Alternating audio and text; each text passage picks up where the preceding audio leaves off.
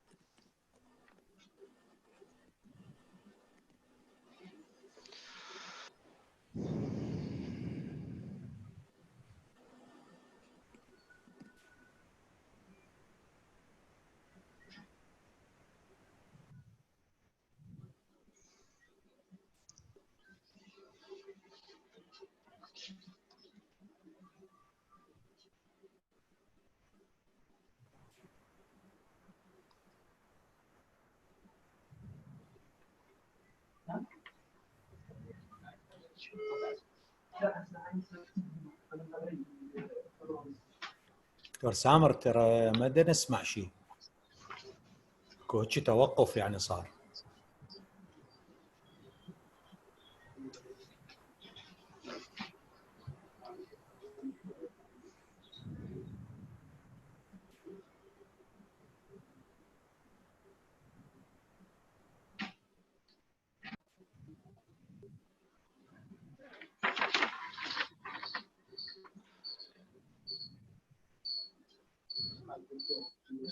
نعم، تسمعون شيء دكتور ليث؟ بلي بس هو اكو توقف يعني هسه العرض توقف. اي بدأ نعم. يعني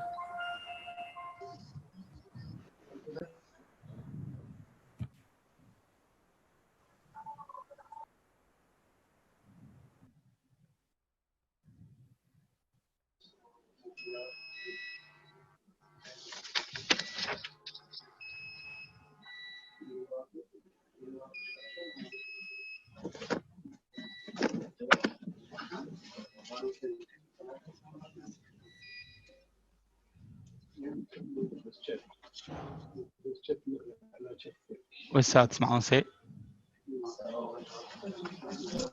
هسه صوت اكو. اي بلي. اي نعم.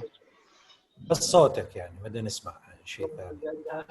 اي لا هو لازم الدور يجيب له نايلون، راح يجيب له لا يفل.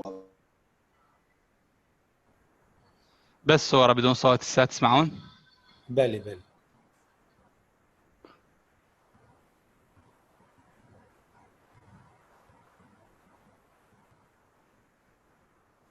سند نشوفك صوت وصورة دكتور سامر.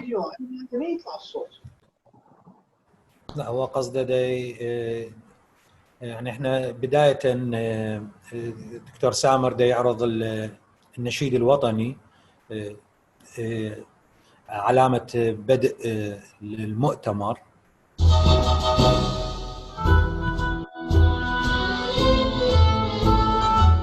هسه تسمعون صوت؟ نعم صوت السلام الجمهوري موجود؟ واضح.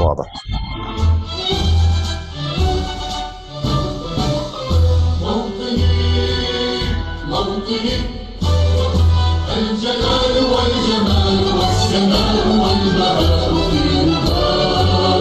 في رضاك والحياة والنجاة والرجاء فيها هل أرى سالما منعما وغانما مكرما سالما منعما وغانما مكرما هل أرى في عداك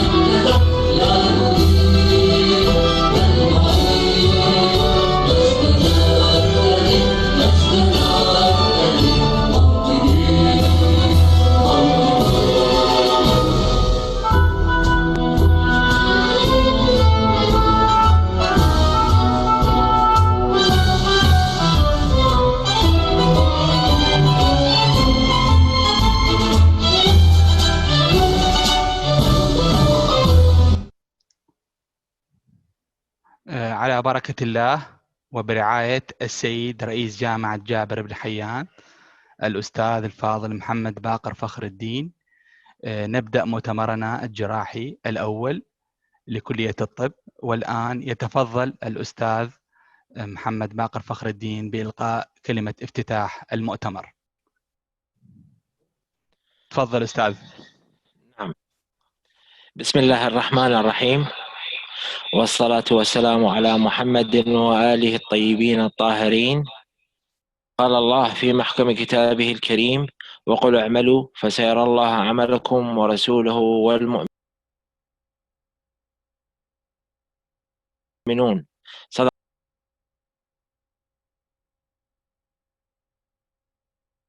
الله العلي العظيم.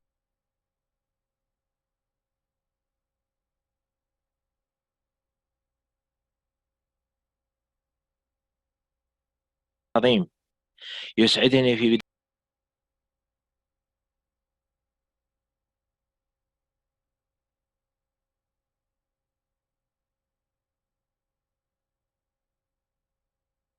بداية حديثي أن أتوجه بكامل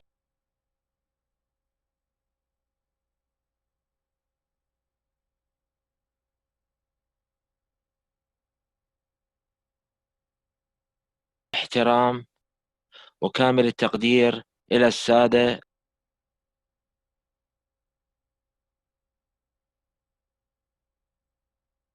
المشاركين في هذا المؤتمر العلمي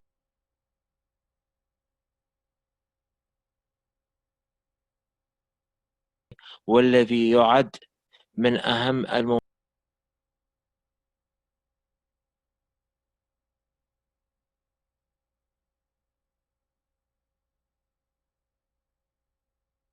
المميزات التي تتميز بها كلية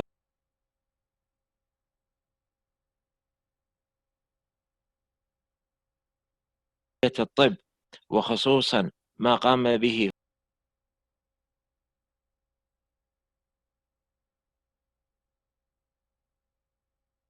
فرع الجراحة وأساتذته الكرام.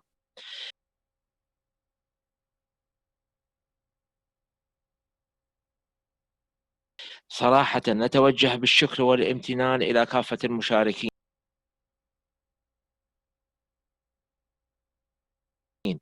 وإلى السيد عميد الكلية الأستاذ المساعد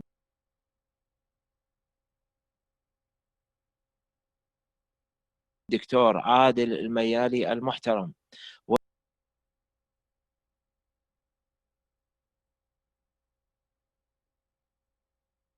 وإلى أساتذة الكلية وإلى استاف صراحة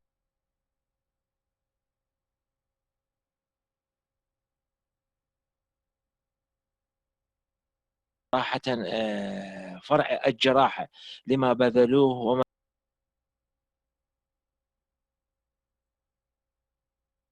يبذلون. دائما هم متميزون ونشكرهم.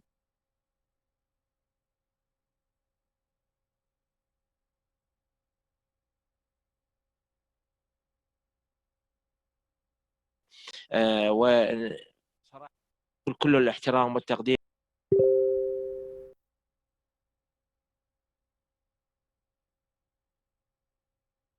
لما بذلوه لإخراج هذا المؤتمر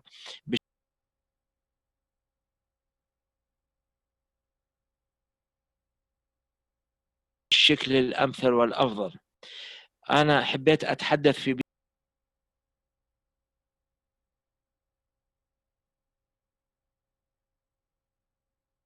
بداية حديثي كذلك عن جامعتنا، جامعة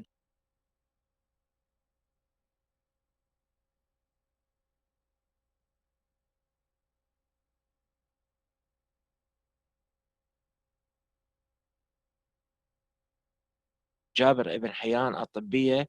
جامعتنا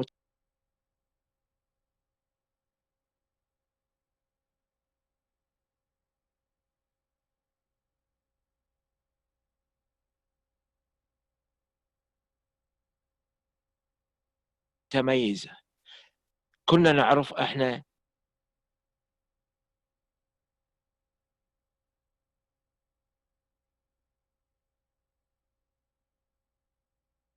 الجامعة فيها 3 أعمدة أساسية، هم الهيئة التدريسية المحترمة،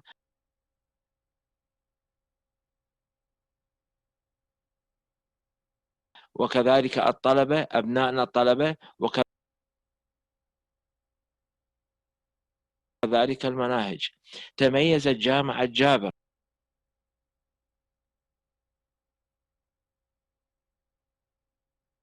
بكون طلبتها من المستوى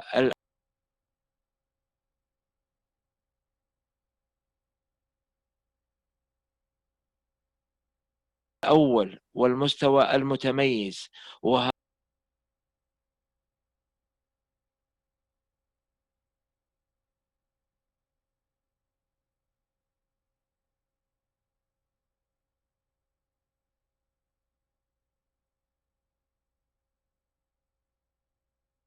ما أثبتته الجامعة من خلال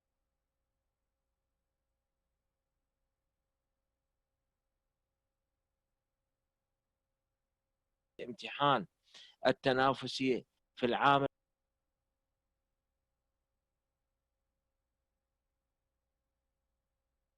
الماضي، وكان لها في هذا المجال القدح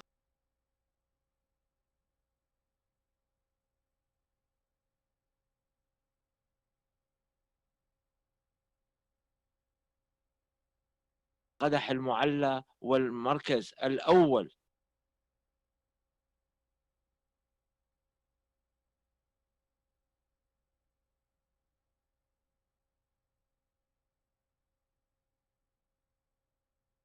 وبدون منافس. أتوجه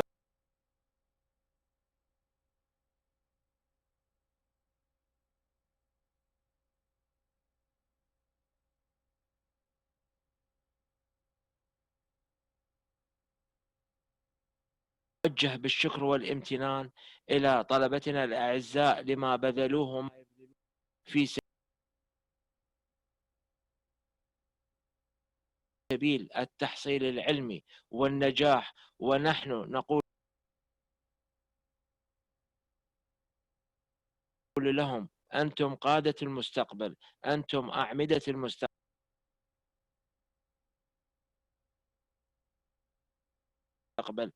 نحن في جامعة جابر ابن حيان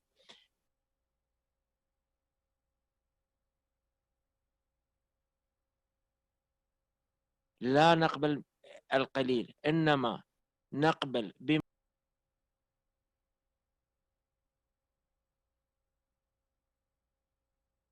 تتميزون به، نقبل بما نكنه لكم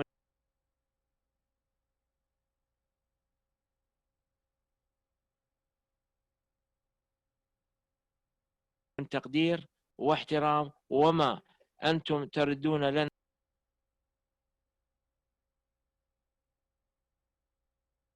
فيه من هذا التقدير والاحترام من إثبات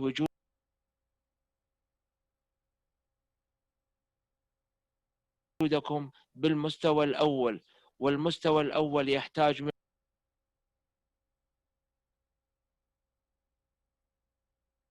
منكم جهود مستمرة ومثمرة، وإن شاء الله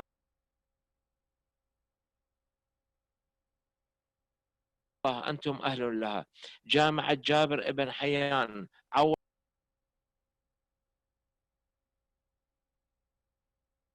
الوزارة أن تكون سمعتها وأن تكون علميتها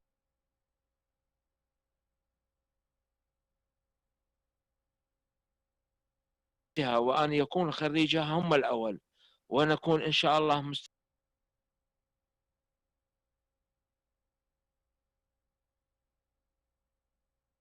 مستمرين، ونعاهد الله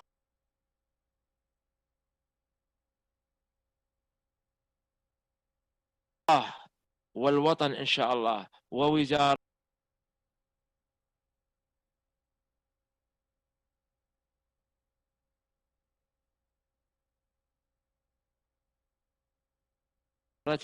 أن نكون دائما الأول والمستوى اللائق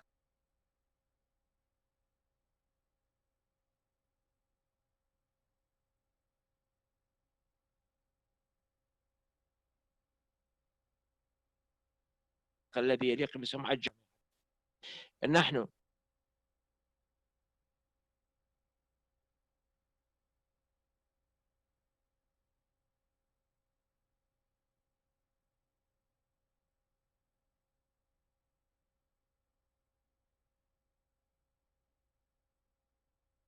نتوجه بالشكر إلى وزارة التعليم العالي وبشخص معالي السيد الوزير المحترم الأستاذ الدكتور نبيل كاظم عبد الصاحب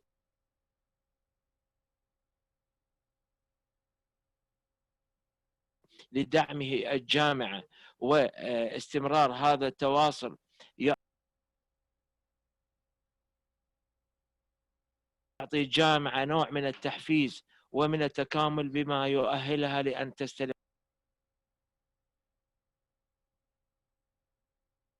مركز القيادة بين الجامعات العراقية.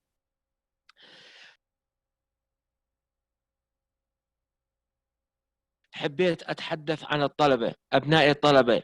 هذا مؤتمر اليوم هو ثمرة من ثمار أساتذتكم، ثمار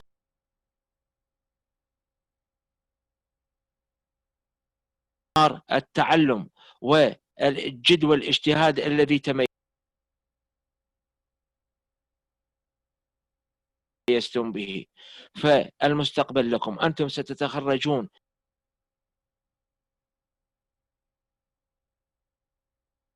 من جامعة جابر ابن حيان ليس كما يتخرج بقية الطلبة،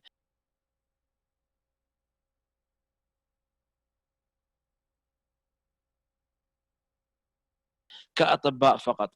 أنتم أطباء وأنتم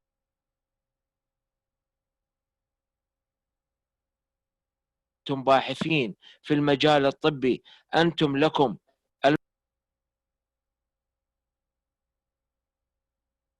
المستقبل بأكمله، وعليكم أن تتناولوا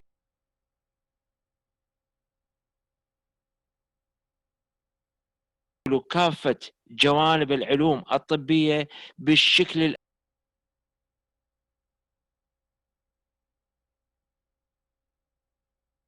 الأمثل لتكونوا المتميزين، وبحق أنتم متميزين.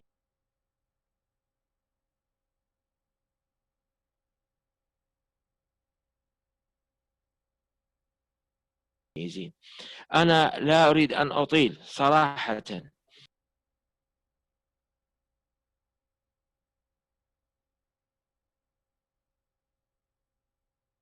الدور المستقبلي لكم واسع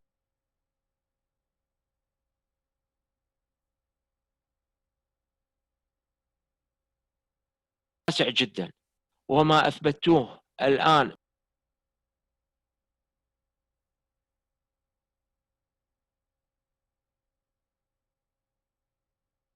من أثبته أساتذتكم الكرام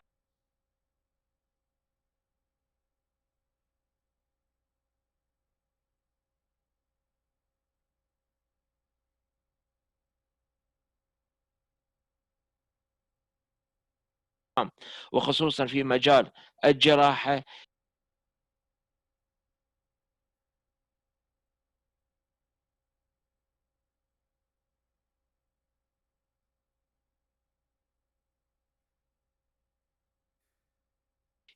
والكل يشيد به صراحة.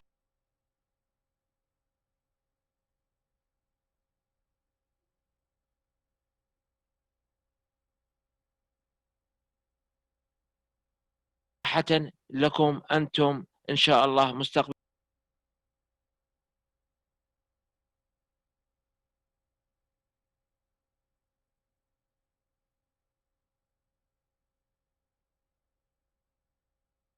يكون أفضل، وتأخذون خبرات أساتذتكم الكرام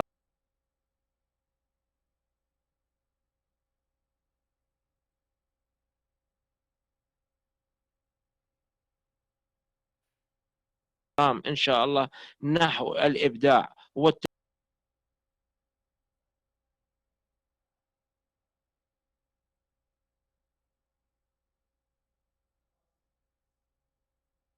والتميز بما يتفق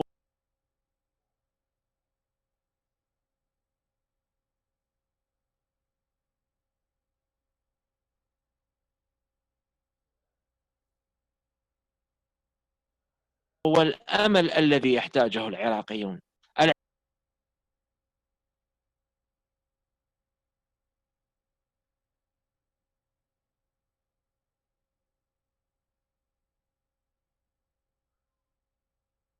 العراقيين أجمع يحتاجون منكم كل أمل.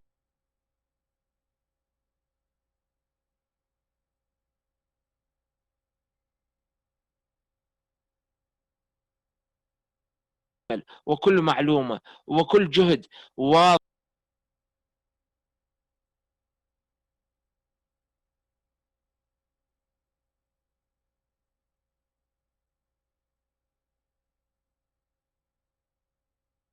طبي وغير طبي، إن شاء الله أنتم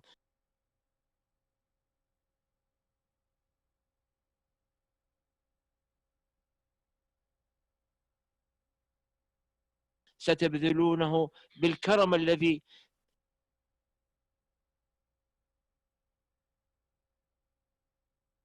تربيتم عليه، بكرم العراقيين، بكرم عوائلكم.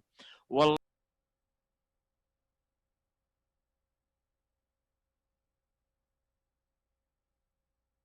هو موفقكم إن شاء الله. أكرر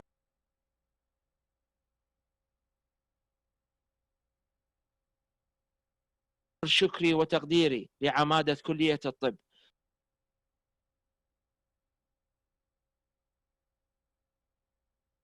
ولأساتذة الكلية وخصوصا فرع الجراحة.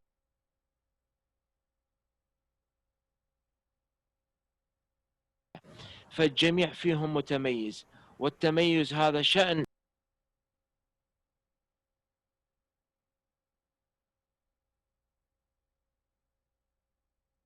من شأن جامعة جابر إن شاء الله،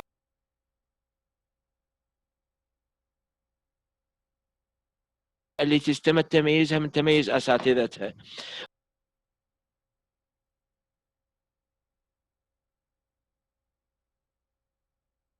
أكرر شكري وتقديري للأستاذ الدكتور عادل الميالي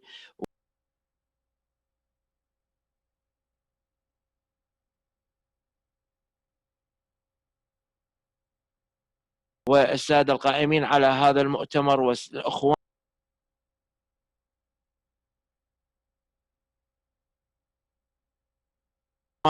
المشاركين في هذا المؤتمر من أبنائنا الطلبة الذين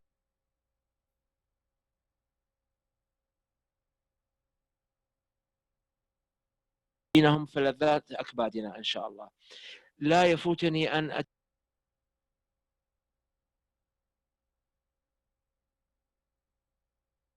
أتوجه بالشكر والامتنان إلى شركة أسينو الدوائية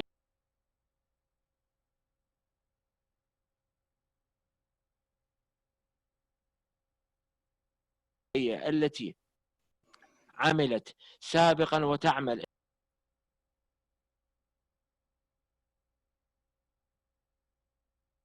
إن شاء الله دائما بالتواصل مع جامعتنا لإنجاح مثل هذه المؤتمرات.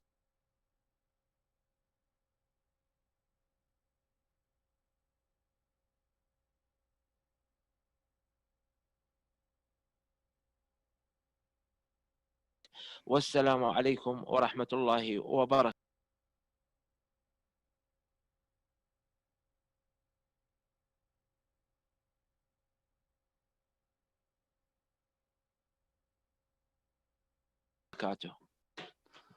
شكر جزيل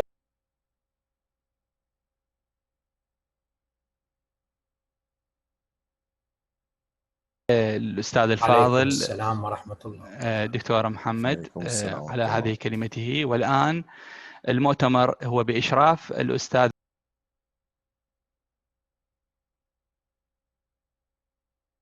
المساعد الفاضل دكتور عادل الميالي عميد كلية الطب. فليتفضل السيد العميد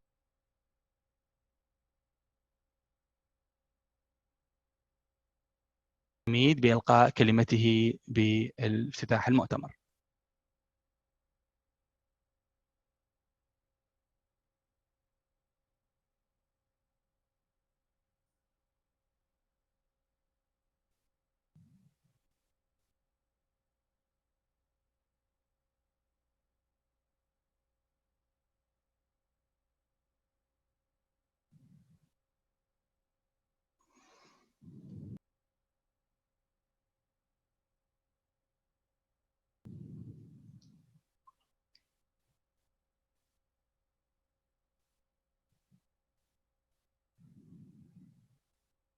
كلمة السيد العميد، تفضل.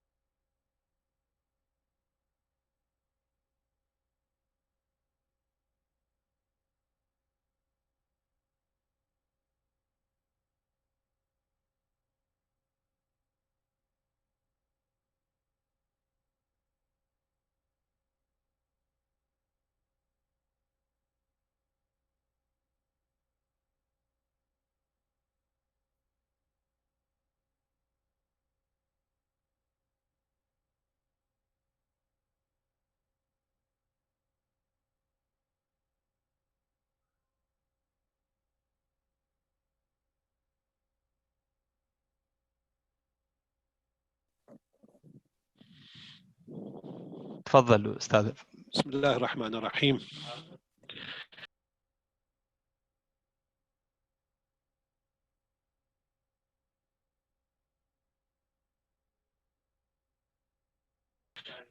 الحمد لله رب العالمين، والصلاة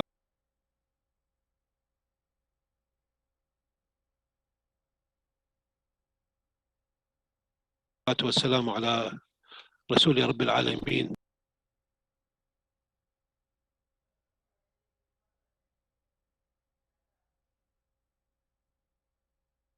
محمد وآله الطيبين الطاهرين.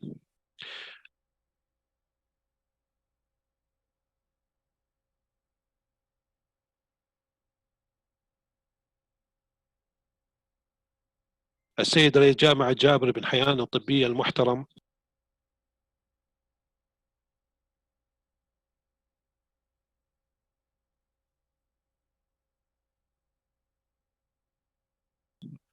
السيد والسادة الحضور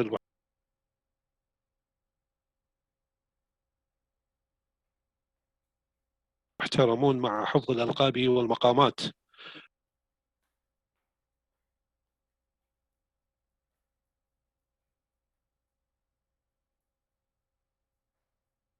أبنائي وبناتي الطلبة الأعزاء، السلام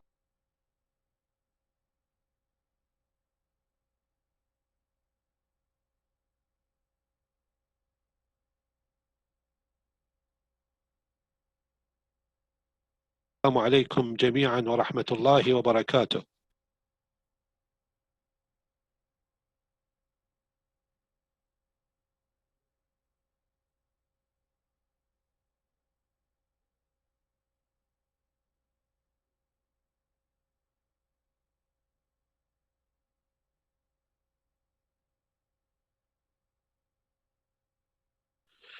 يسرني ويشرفني أن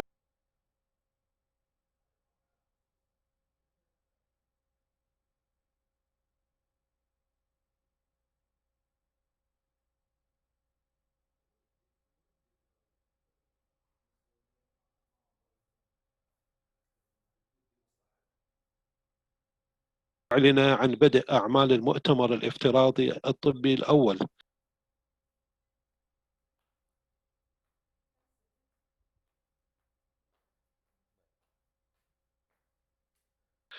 لبحوث طلبة كلية الطب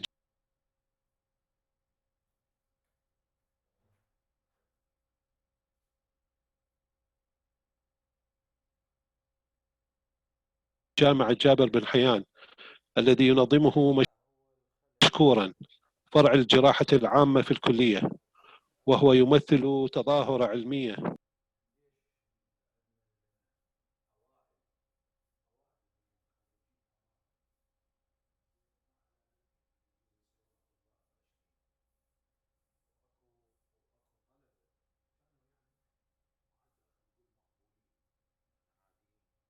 ستقدم من خلالها مشاركات علمية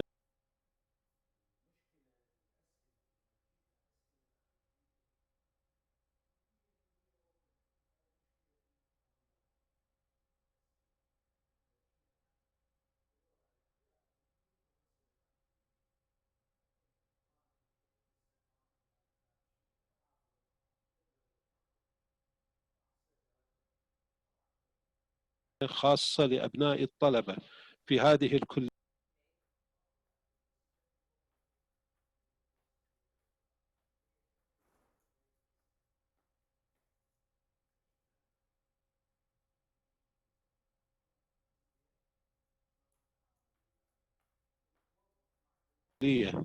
والتي تعكس مدى تفاعل الطلبة مع التعليم الإلكتروني.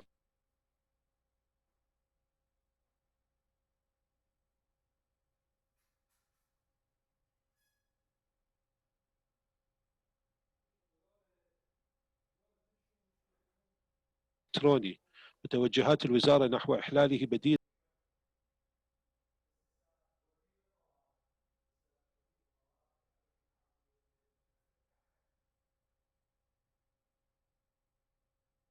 للتعليم التقليدي في ظل الظروف الراهنة،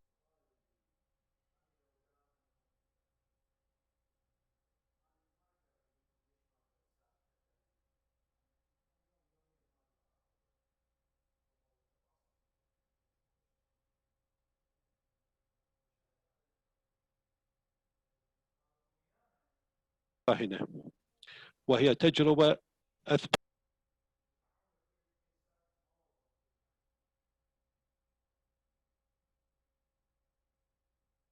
فوائدها وأهميتها خلال الفترة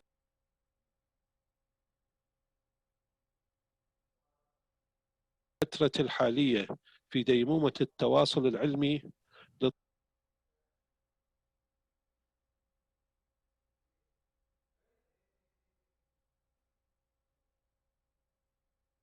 للطلبة والسير في دروب.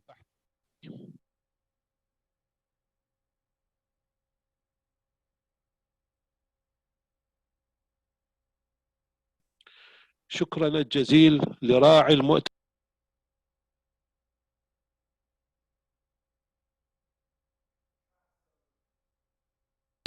السيد رئيس الجامعة الأستاذ الدكتور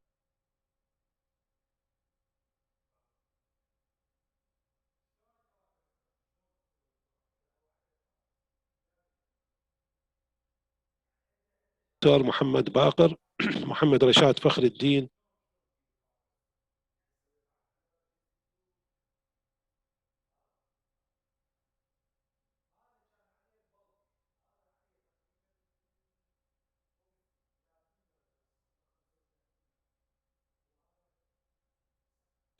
المحتمم لدعمه للمؤتمر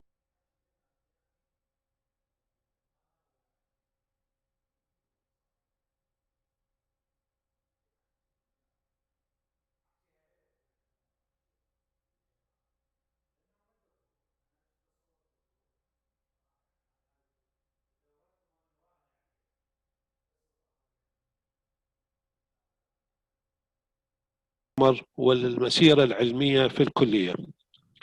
شكرا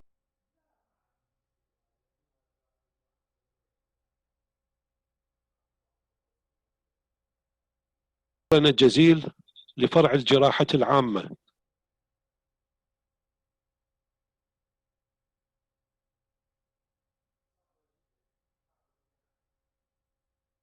رئيسا وأساتذة ومنتسبين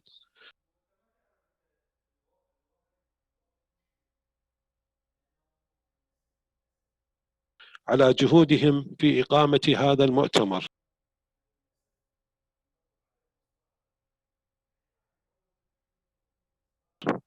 شكرا الخاص والجزيل لشركة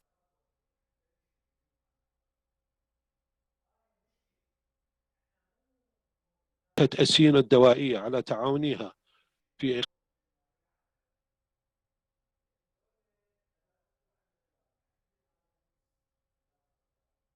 إقامة المؤتمر وتقديم الدعم له.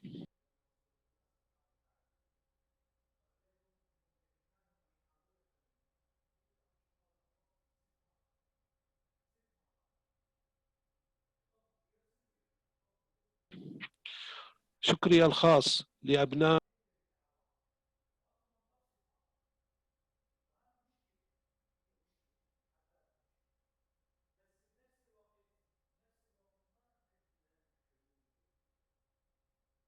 الطلبه لمساهمتهم في المؤتمر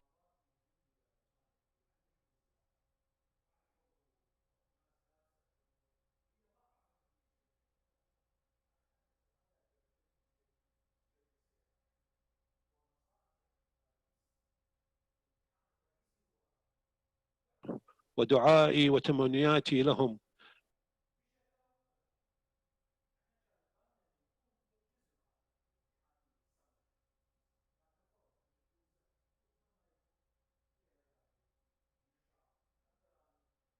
بمزيد من التفوق والتقدم في دروب العلم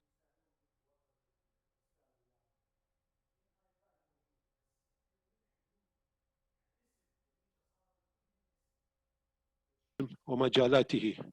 وأخيرا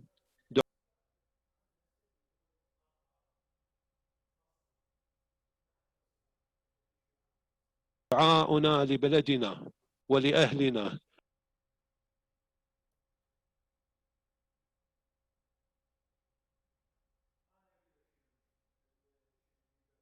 أن يزيل عنهم هذه الغمة ويدفع عنهم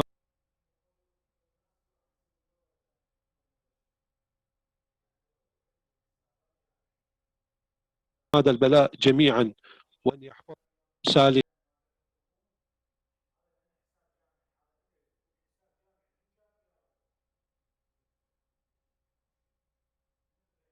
غانمين. والسلام عليكم.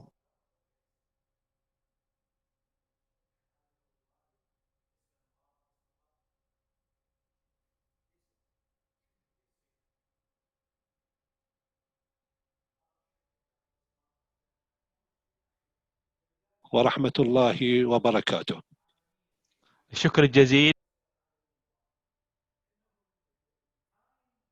للأستاذ الفاضل دكتور عادل الميالي على كلمته. والآن وعلى بركة الله نبدأ الحلقة الأولى من مؤتمرنا الطبي.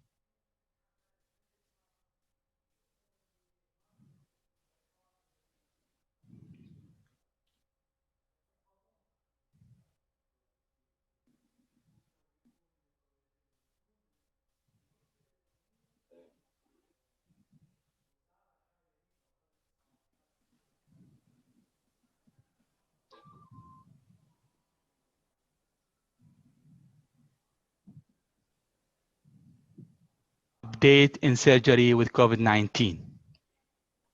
يتفضل الطالب محمد غسان كاظم بعرض بحثه.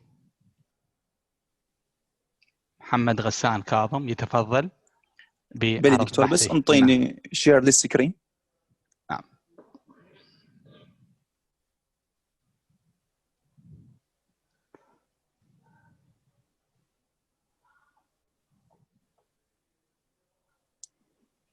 اتفضل بابا. Good evening everyone. I am Mohammed Ghassan, 5th stage medical student of Jabir bin حيان Medical University. Our subject today about remote surgery by 5G network. Firstly, we should know what's 5G. It is a new global wireless standard network designed to connect virtually everyone and everything together, including machine, object, and device. Deliver higher multi-GPS data, ultra-low latency, more reliability, and massive network capacity with increased availability. So what the applications of 5G in the medical field? We have 4 applications. First, remote surgery and patient care, pathology and diagnosis, staff-patient communication, and medical data. In this subject, we focus on remote surgery and patient care. As we know, the 5G surgery is type of robotic surgery. So first we should know introduction about robotic surgery. It is a newer technology of minimal invasive surgery, which consists of As we're looking at this picture, consists of camera arm and computer console with mechanical arm attached to surgical instrument. This computer console gives the surgeon high definition, magnified, and 3D view of surgical site. So with the evolution of robotic surgery, most major procedure performed with the traditional open surgery or laparoscope nowadays can be performed using a smaller incision with computer console. What is remote 5G surgery? It is surgery performed by robotic system controlled by surgeon at distant sites using 5G network. As patient in country and the surgeon in other country over thousands of miles. This surgery done on video connection through 5G network. The surgeon directed the surgery remotely in real time without being physically present in the operating room, as we're looking at this picture. What are the advantages of 5G surgery? By 5G network can quickly transmit 4K video and remote apply surgery in real world scenario, provide high quality surgery and allow for surgical collaboration among a surgeon at different medical center and at different countries. So eliminating need for distant travels and allow patient to receive surgery operated by the top experts around the world. When first 5G surgery robotic system done? The first 5G surgery done in 8 January 2019. The patient was over 1,500 miles away and suffered from Parkinson's disease. The patient received deep stimulation of the brain with the operation take 3 hours. This operation take in the China by Dr.Laith IP, which performed the surgery, as we're looking at this picture, by using 5G network. This surgery is the first time to do and have been conducted in 2 different hospitals at the same time by 5G remote controlling surgery. What is study's result of this surgery? The result recommended that the 5G network surgery was safe, reliable, and without any lag. The surgeon who performed the surgery reported that the accuracy of 5G robotic assisted surgery was 99% compared with the 86% by using a freehand method. Significantly improve the quality and safety of the surgery. Now, what the relationship between 5G surgery and COVID-19? As we know, due to rapid global spread of COVID-19, healthcare system faced a tremendous challenge, and surgery as discipline is by no means an exception. The elective surgery and non-emergent surgery was suspended and postponed. So, performing remote surgery operation more safety to the surgeon because avoid traveling to endemic area such as hospital, especially while traveling is restricted due to pandemic COVID-19. So the safest way to avoid direct contact with the patient by use of remote surgery by 5G network. Can robot surgery done without human input? This question answered by Carlo Paponi, which is an Italian surgeon, has developed a software program that use data collected from several surgeons and thousands of operations to perform the surgery without a human intervention. This could one day make the expensive and complicated surgery and very delicate surgery more widely available to all patients in regions have traditionally lacked proper medical facilities. Now, every surgery we know has disadvantage. What are the disadvantages of 5G network? It is a question of safety. If any error is coded to robot, it may harm the human during the surgery. And it is, as we know, it is a newer technology. So lack of haptic feedback and the cost is very expensive. One study showed the 5G has higher frequency and show evidence of carcinogenic activity in 6% of the males. But this study not FDA approved. Thank you for your attention. That's all I have to benefit of this lecture. Thank you. شكرا جزيلا الطالب محمد غسان. والآن يتفضل الطالب زيد عبد الكريم لإلقاء بحثه. تفضل زيد.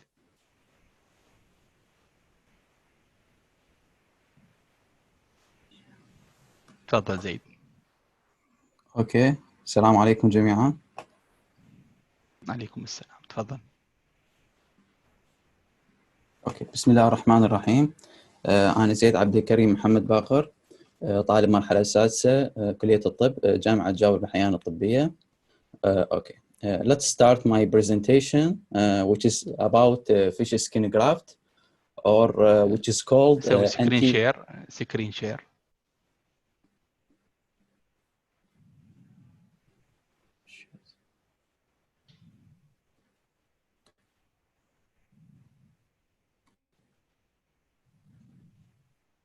اوكي دكتور.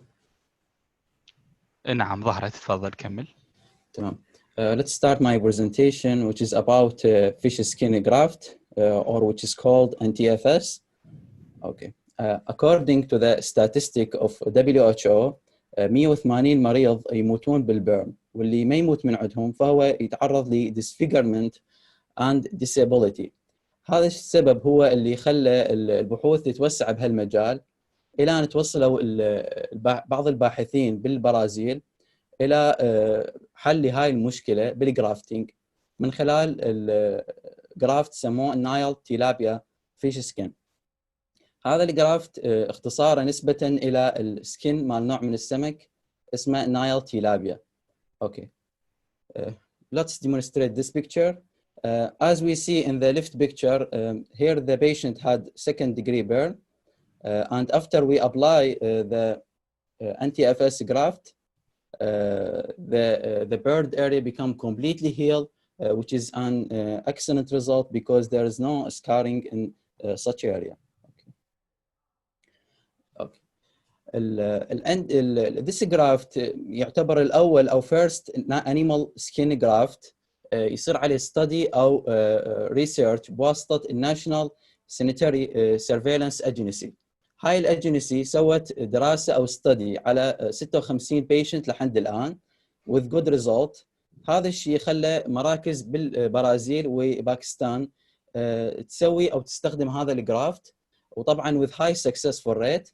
وطبعا هذا الشيء شجع الباحثين أو الريسيرشر باليو اس اي انه يقدمون advanced research أو study حول هذا الجرافت. حاليا هم واصلين بالآخر updated للفيز 2 and 3 وإن شاء الله يتم البحث مالتهم.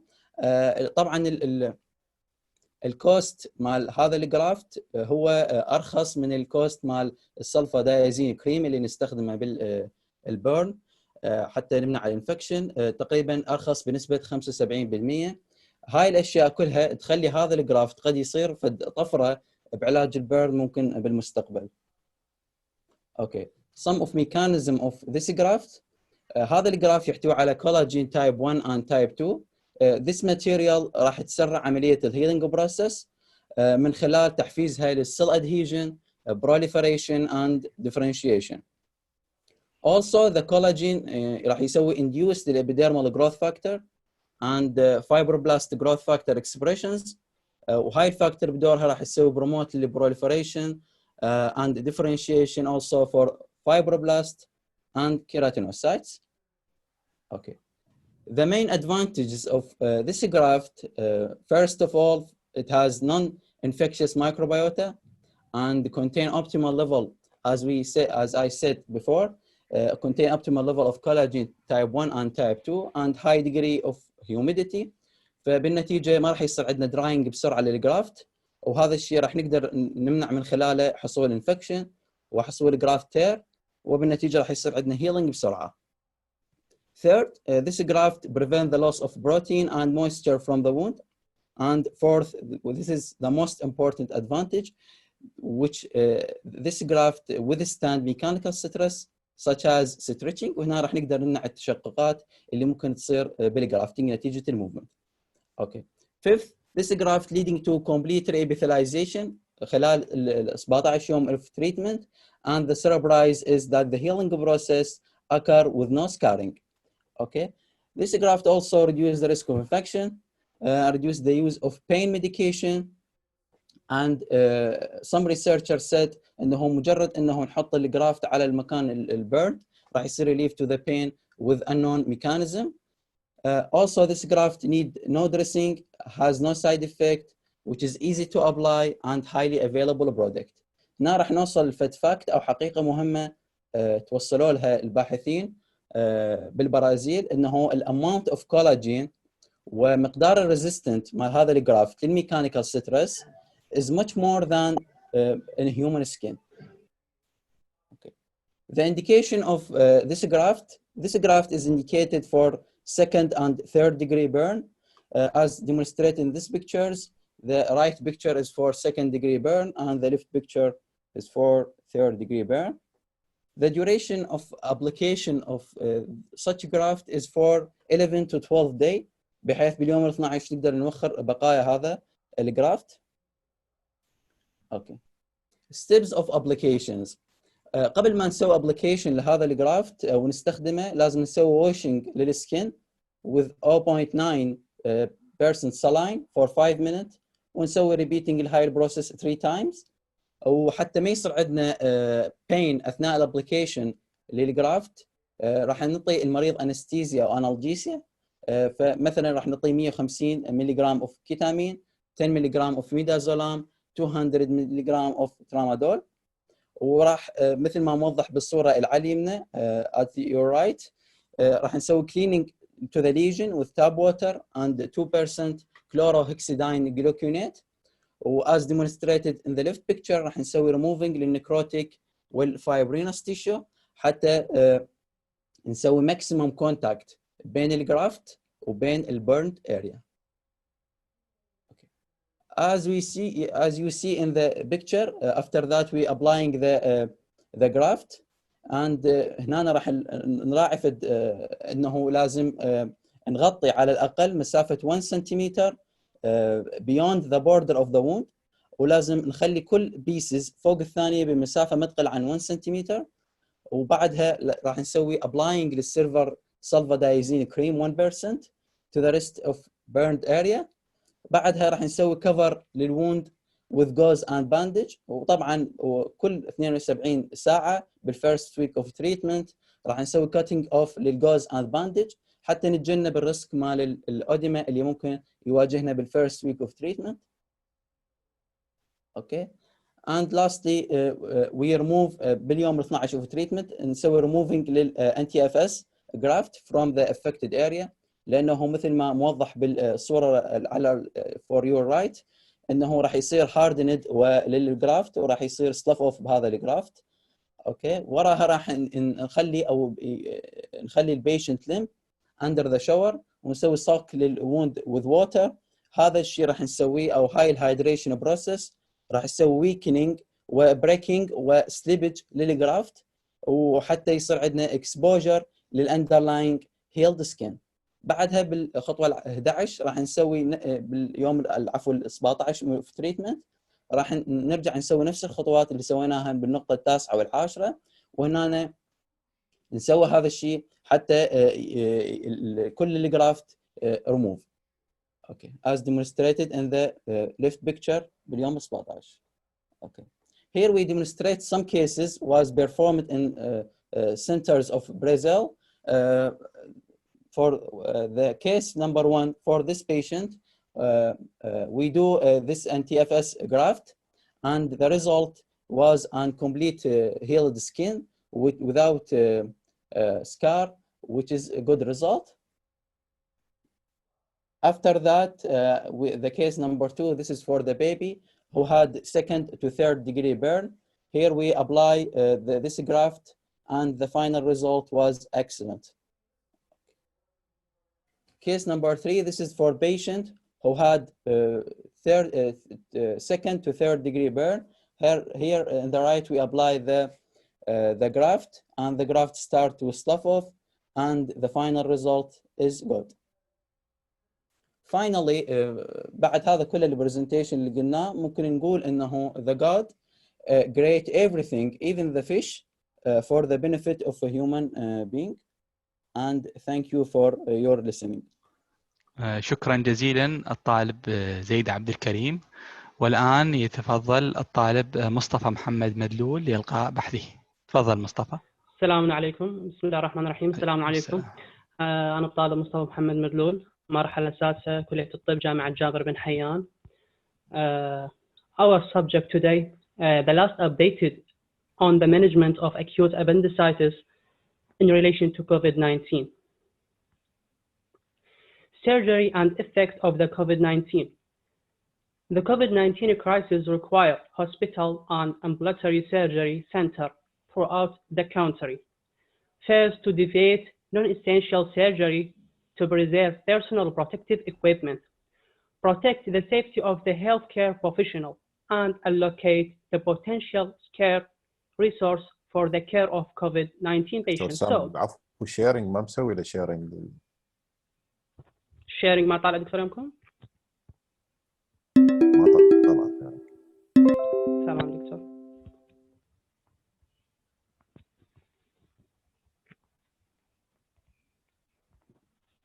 عندكم دكتور؟ هسه.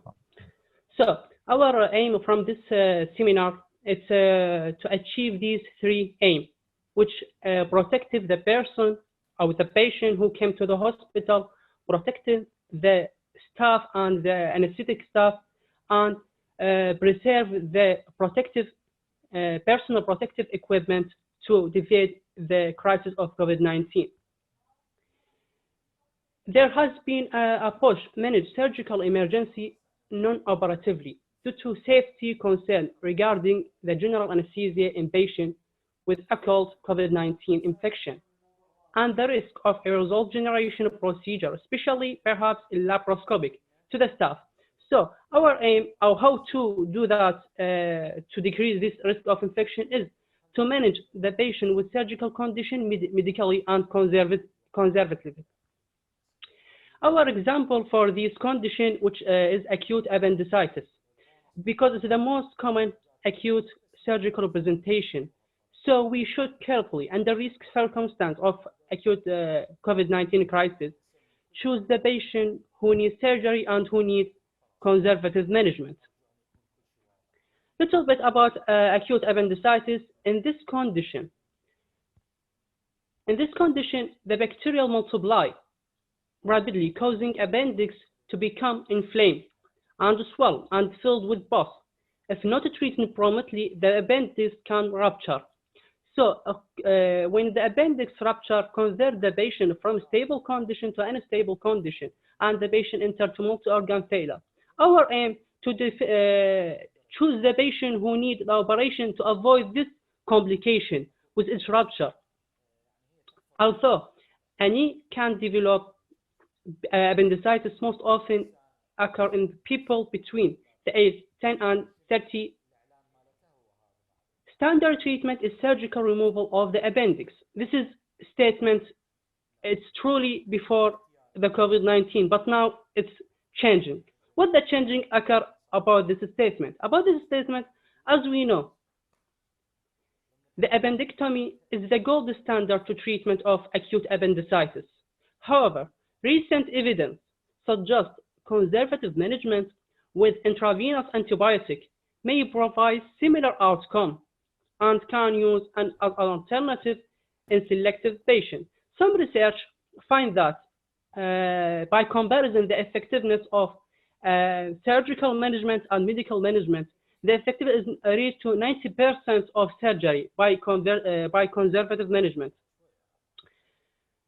Performing appendectomy in acute appendicitis in patients with COVID-19 is challenging, as it involves considerable operative risk for the patient and the risk for healthcare professionals exposed to the COVID-19. Medical management eliminates the morbidity and mortality association with surgery, but involves the significant risk of treatment failure that in turn may lead to perforation, peritonitis, and death.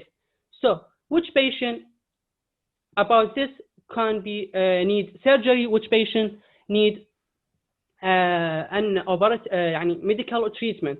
This is a matter of risk-benefit ratio, and the doctor should be judged about who patient needs surgery and who patient needs medical. Management algorithm with clinically suspected appendicitis during COVID-19 pandemic.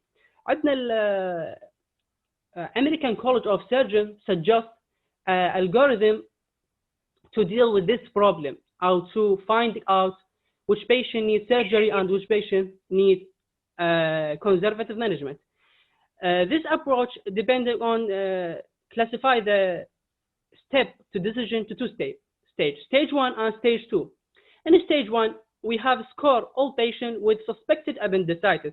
As we know, the Alvarado score, which is famous score.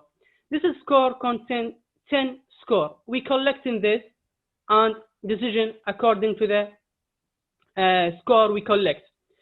Previously, we know Alvarado score more than 7, it's more likely. 5 to 6 is suspected. Less than 5 is unlikely to have appendicitis. Stage 2 proceed as below. Firstly, divide the patient to male and female patient. First, Alvarado score from 0 to 3. Like in the female, there is no difference between male and female in this Alvarado score, 0 to 3. Discharge the patient and put him on telephone connection and follow up. If the Alvarado score, the difference becomes between male and female when the Alvarado score reaches the 4 to 6. Send the patient for CT contrast enhancement CT scan to considerable non-operative therapy for a grade 2 CT scan appendicitis. So the difference between appendicitis diagnosis before COVID-19 and now is the using of CT scan, because before COVID-19 it was mainly clinically, but now the CT scan finding is essential step in the diagnosis, and there is grading for that. While in female, Alvarado score 4 to 8, also the same step occur, contrast enhancement CT and considerable non-operative treatment if the patient was grade 2 CT scan appendicitis. While if Alvarado score in the male 7 to 10, proceed to open appendicectomy. Open procedure. This algorithm focus on open, not mention the laparoscopic, because the laparoscopic have high risk for production and risk of transmission of the infection. So Alvarado score more than 7 and in grade 3 and 4 CT scan appendicitis finding. Also Alvarado score in female not 7 to more than 7, should in female more than 9, and the finding in CT scan 3 and 4 grade deviate to the patient for open appendicectomy. Sorry. See, this is information about CT grading acute appendicitis that come in the reporting from radiologists and surgeon accordingly decision. This is grading classified to 4 grades, as you show in this table. 4 grades. Grade 1 is normal appendix. Grade 2 mild appendicitis when depending on thickness more than 6 millimeter and enhancement with the wall. Also stage 2 and stage 3 appendicitis with localized peritonitis, and stage 4 perforated appendicitis. This is finding can help the surgeon to decision which needs surgery and which needs medical procedure. Before reference, Ireland have another option, which Ireland surgeon say that this approach of American College depending on availability of CT scan. If the hospital have available CT scan, they can follow this approach. But if the hospital cannot have or don't have the facility for CT scan, should return to the previous or before approach for appendicitis before develop COVID-19, which depends on mainly on a clinical scenario. This is our reference. It's Royal College of Surgeons and American College of Surgeons published this algorithm and management. Thank you for listening and your attention. شكرا جزيلا طالب مصطفى. والآن يتفضل الطالب عمار محمد لإلقاء بحثه. تفضل عمار، سوي له شيرينج. عمار.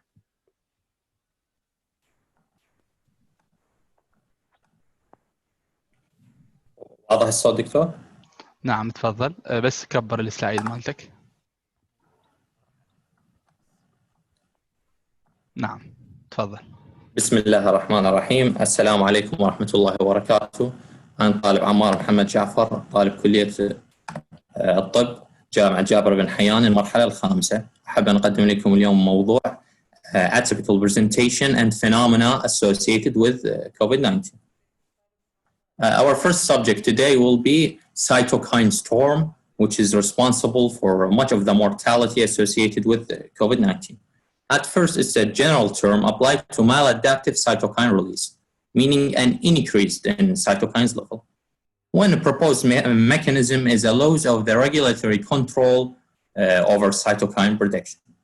Now, SARS coronavirus 2 causes it, especially in the severe cases, leading to adult respiratory distress syndrome and multiple organ dysfunction syndrome.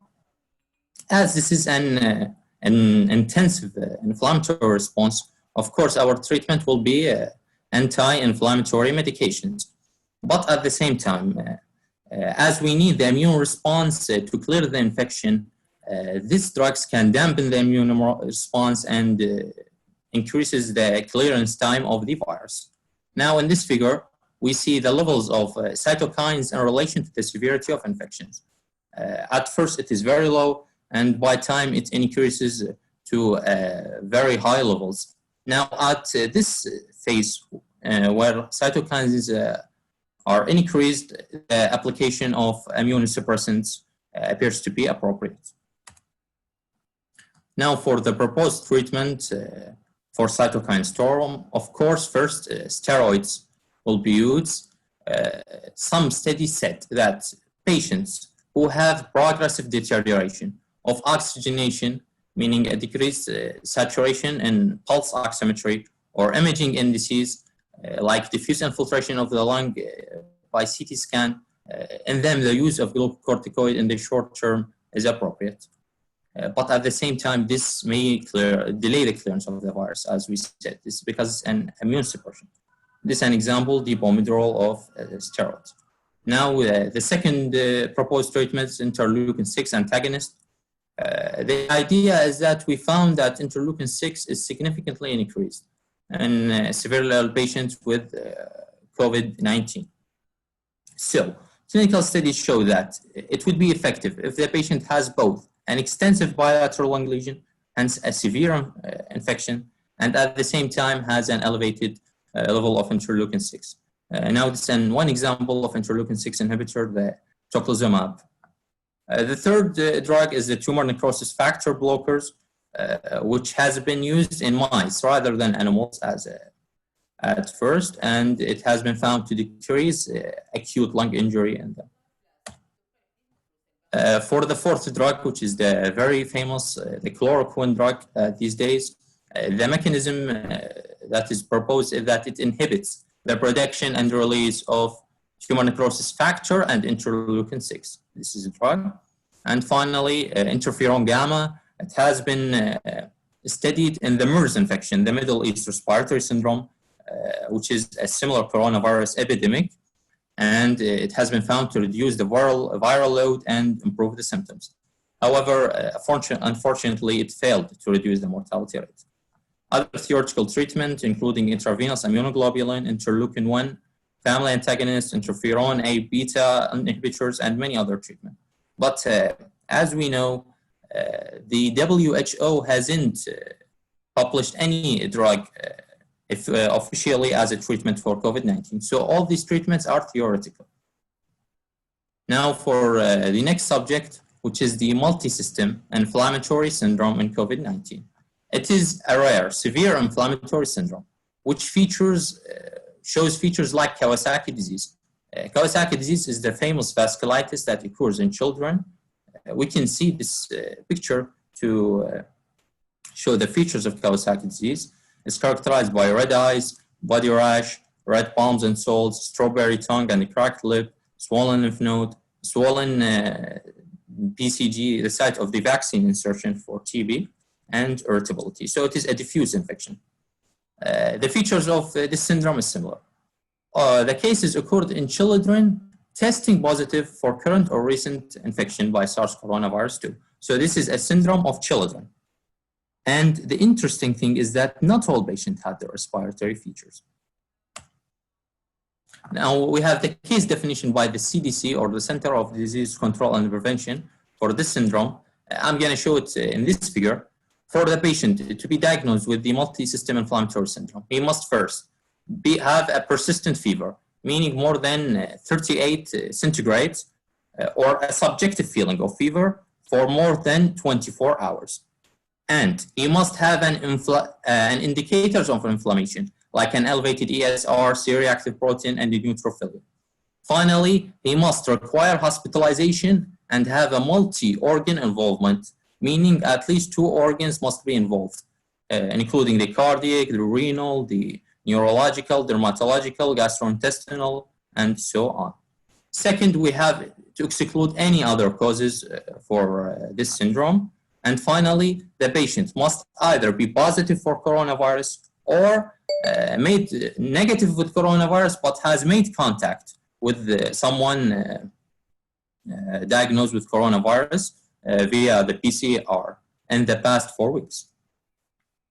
The management, of course, as this is a similar condition to the Kawasaki disease, as we know in Kawasaki disease, the most dangerous thing is involvement of the heart, the coronary artery aneurysm. So in this case, we'll also examine the heart via the echo, the ECG, the P-natriuretic peptide, and the cardiac enzymes. Treatment is mainly supportive, including fluid resuscitation, inotropic support, respiratory support, and in rare cases will need ECMO or extracorporeal membranous oxygenation. This is a picture of a patient with multisystem inflammatory syndrome. As we see, the baby looks very toxic and have a rash all over his body, and there is involvement of the eye in this picture. All these features are similar to Kawasaki disease. Now, for the third condition we're going to talk about is thrombosis. Studies from Germany, France, and Netherlands have showed an increased thrombotic complications in ICU patients with COVID-19. As we know, ICU patients have a risk of developing thrombosis, but patients with COVID-19, as shown by CT angiogram, in Germany has been shown to have a risk of 50%. And in France and Netherlands, show a risk of 30%, despite giving the prophylactic anticoagulant treatment, which is a really high percentage. One proposed mechanism is that the cytokines, as we said, the cytokines are elevated in coronavirus infection. So these cytokines will induce the liver to produce more coagulation factor. Their proof was that they found that the increase in interleukin-6 and the infection was associated with increased fibrinogen. At the same time, elevated D-dimer, as we know, the D-dimer is a byproduct of thrombosis. So an elevated D-dimer means a more thrombotic tendency. It was found to be associated with increased mortality, which is a really important idea that this indicates that the thrombosis is responsible for some of the mortality in coronavirus. So, as I said, ICU patients receive a prophylactic dose from anticoagulants, like heparin in this picture. But as I said, the studies have showed that the mortality remains high. So many centers increases the dose of anticoagulant, such as 1/2 of the therapeutic dose. Rather than the prophylactic dose, it has been increased to 1/2 of the therapeutic for ICU patients, hoping to decrease the mortality from thrombosis.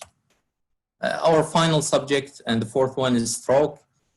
First, a retrospective study from Wuhan showed increased incidence of stroke of about 5% among hospitalized coronavirus infection, which is a really high percentage.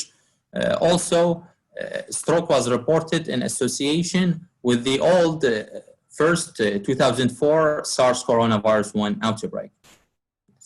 And finally, for the mechanism, recent research find that coronavirus causes severe inflammation throughout the body. As we said, it may cause systemic vasculitis. Now, the vasculitis will damage the blood vessel wall. And this damage will first predispose it to fatty plaque buildup and atherosclerosis, and this will predispose to ischemic stroke. And at the same time, it will damage the blood vessel wall in the brain, predisposing it to rupturing and hemorrhagic stroke. Now, these are the resources that I used, and thank you so very much. شكرا جزيلا الطالب عمار. والآن تتفضل الطالبة حوراء مع الالتزام بالوقت 9 دقائق. حوراء عندك، تفضلي بابا حوراء.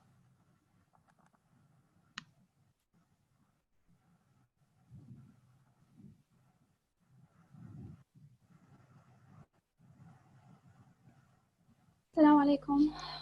حوراء المجيد. Fourth stage, Jabber and Hayan Medical University. Our subject today is COVID-19 pandemic surgery guidance. COVID-19 pandemic has had a global impact on all aspects of healthcare, including surgical procedures. It has affected and will continue to influence how we approach the care of patients pre, intra, and post-operatively. So the following recommendations serve as pandemic surgery guidance during the current exponential spread of the COVID-19 throughout the world. For the emergency surgery, each patient should undergo COVID-19 testing, including a health risk assessment. Also, pneumonia assessment by plain X-ray versus 3-quadrant ultrasound versus thoracic CT. Each surgery entails higher patient and staff risk. So in general, every kind of surgery, including endoscopies and minimally invasive surgery, such as laparoscopy, thoracoscopy, is seen as entailing higher risk. While for the planned surgery, we have also COVID-19 testing and risk assessment, walking, climbing stair test, and blood gas. Postpone, if possible, every surgery entails higher patient risks. Determine a planned list and execute cancellation. That all cold cases can be postponed except those who are in malignancy that could progress or with disease with active symptoms. We move to the strategy. Prefer non-surgical approach, conservative if justifiable, since the COVID-19 have a high mortality rate. Consider risk prediction for patients and staff, surgery in selected cases only, so minimize the surgical trauma. Risk laparotomy equal to the laparoscopy if we use the filtered gas smoke exhaust and water lock filters. The Royal College of Surgeons suggested that the stoma formation rather than the anastomosis to reduce the need for unplanned postoperative critical care and complication. For the personal protective equipment recommendation treating COVID-19 patient, including use the double gloves, the water fluid resistant surgical gown, using the N99 face mask or the P3, using face shield and eye protection and head cover, as you see in the pictures.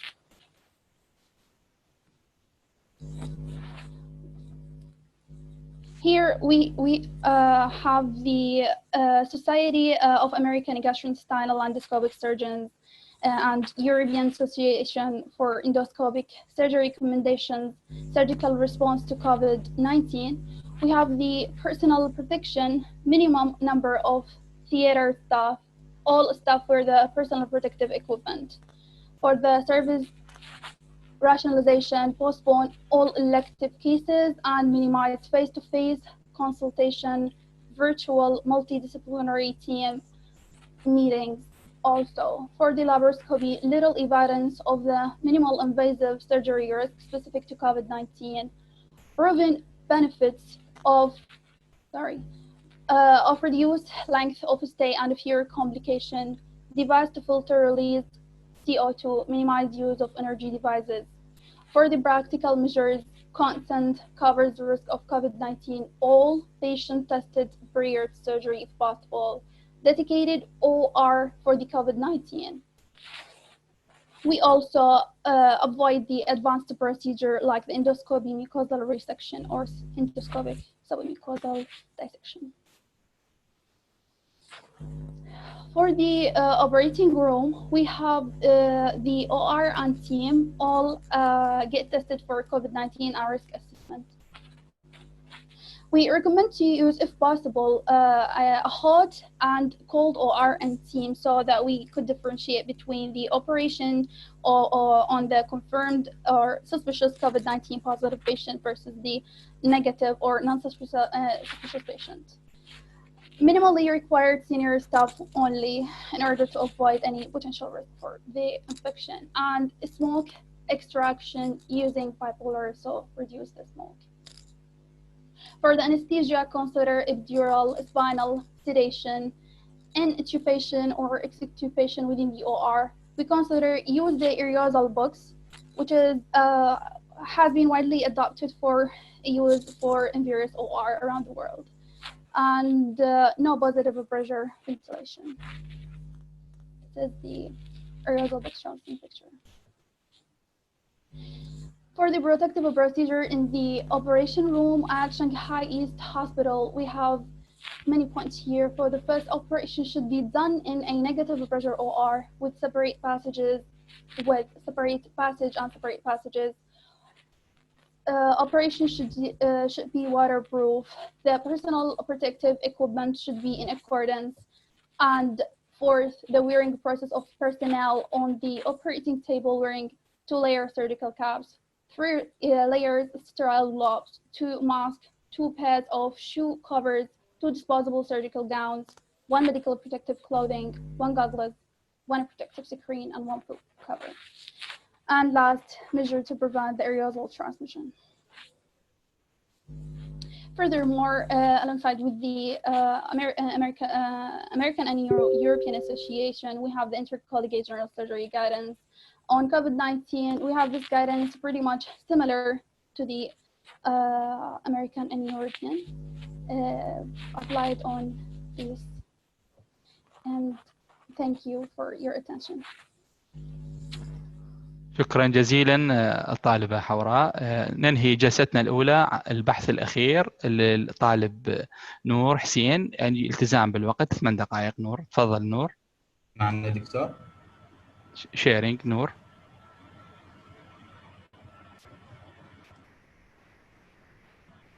نور حسين تفضل بابا.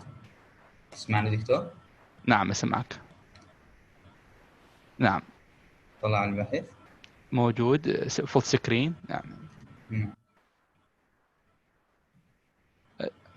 أجو التزام بالوقت 8 دقائق وبعدها نبدي جلسة فتح الأسئلة والمناقشة للجلسة الأولى.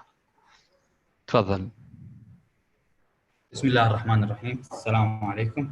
أنا الطالب نور حسين مهدي، طالب مرحلة 5 كلية الطب جامعة جابر بن حيان الطبية. Our subject today, surgery during COVID-19. Now talk introduction about coronaviruses.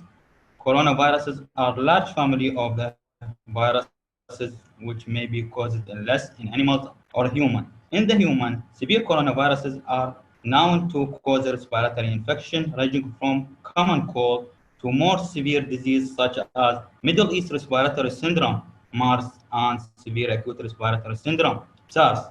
The most recently discovered coronavirus caused coronavirus disease or COVID-19. This new virus and disease were unknown before the outbreak in Wuhan, China in December 2019. COVID-19 is now a pandemic affecting many countries globally. What about the transmission? The Centers of the Disease Control and the Prevention have said that SARS-CoV-2 is a respiratory virus, is mainly transmitted between the people through respiratory droplets when symptomatic people sneeze or cough. So mainly transmission from the person to person, from the infected host to susceptible host through respiratory droplet, like in this picture below. Some studies said transmission from the animal to human, but not enough information about this. Also, some studies said that transmission from the infected surface, tables, tools, but not enough research about this. Symptoms may appear between 2 and 14 days after exposure to the virus. People with these symptoms maybe have COVID-19. Fever, 88%, dry cough, 68%, fatigue, 38%, mucus production, and so on. Treatment, no specific treatment for the disease caused by the coronavirus. The FDA permission for some medication approved for other disease to be used treated severe COVID-19 when no other option are available.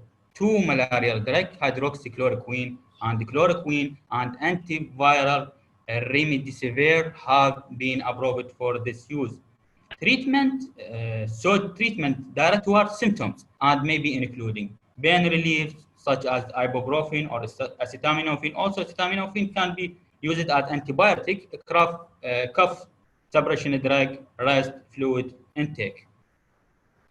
Surgery during COVID-19, pre-operative measures, history, screen test, elective surgery, emergency surgery. History very important. We ask about number 1, general condition. Number 2, active or recent respiratory or GIT symptom. Number 3, loss of smell or taste. Number 4, recent travel to endemic country in last 14 days. Number 5, history of the contact with the person at risk to have COVID-19 infection. Screen test. All patients must be completed pre-operative screen test despite being asymptomatic. Elective surgery must be delayed as possible as to prevent the transmission of the infection, while in emergency case and PCR not available. All patients consider diseases until proven otherwise. Perioperative consideration.